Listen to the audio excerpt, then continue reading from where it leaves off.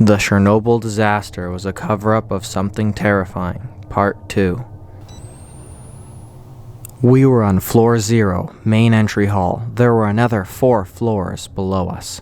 Floor 1, offices, security and recreation. Floor 2, secure laboratories. Floor 3, accelerator, clean room decontamination chamber.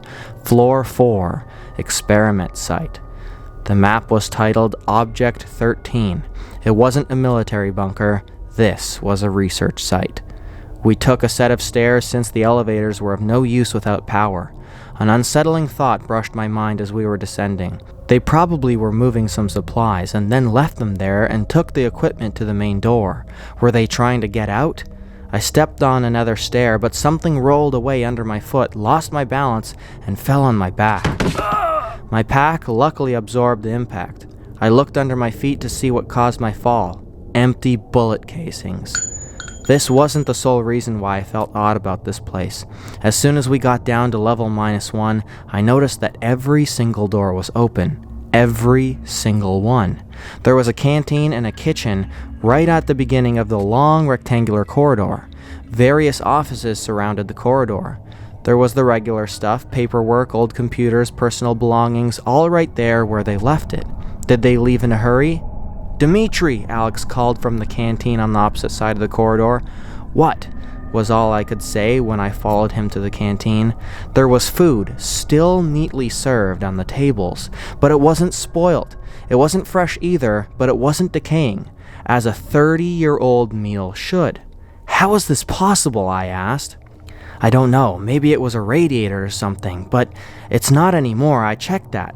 I really don't know, man," he answered.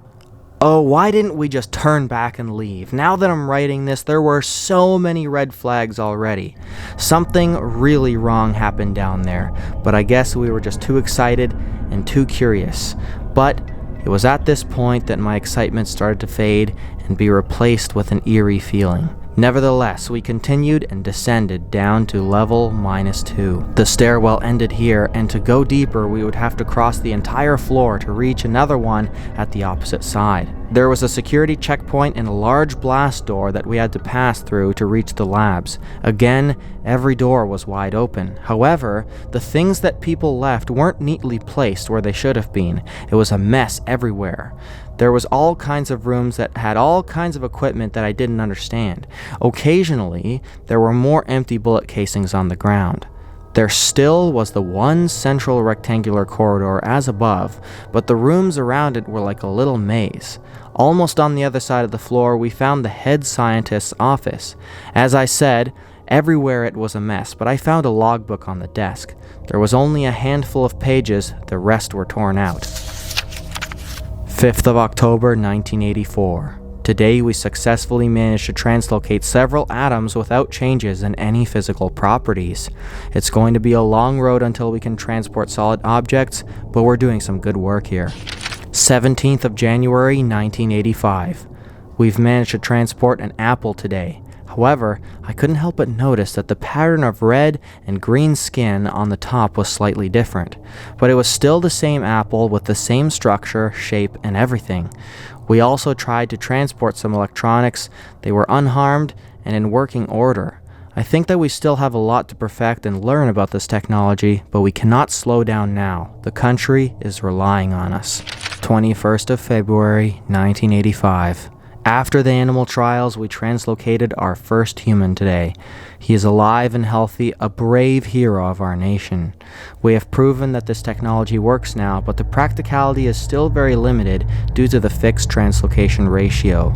We still cannot send matter, only exchange the position of 2 equally massive objects.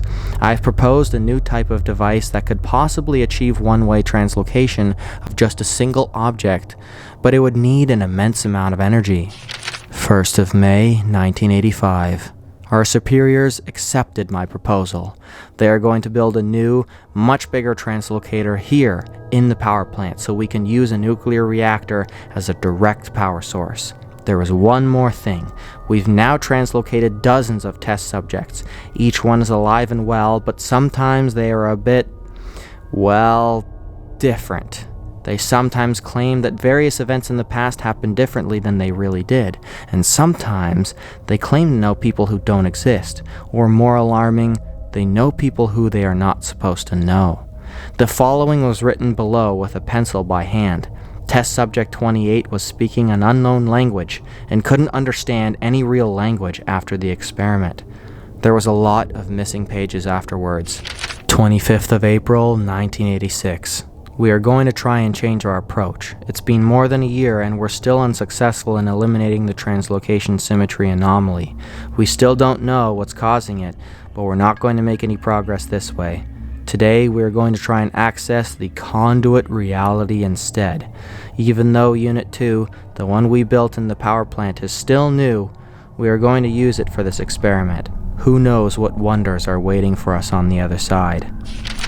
There was one last page in the logbook. On it, it read a single phrase, written again and again. We let them in. Like and subscribe for part 3.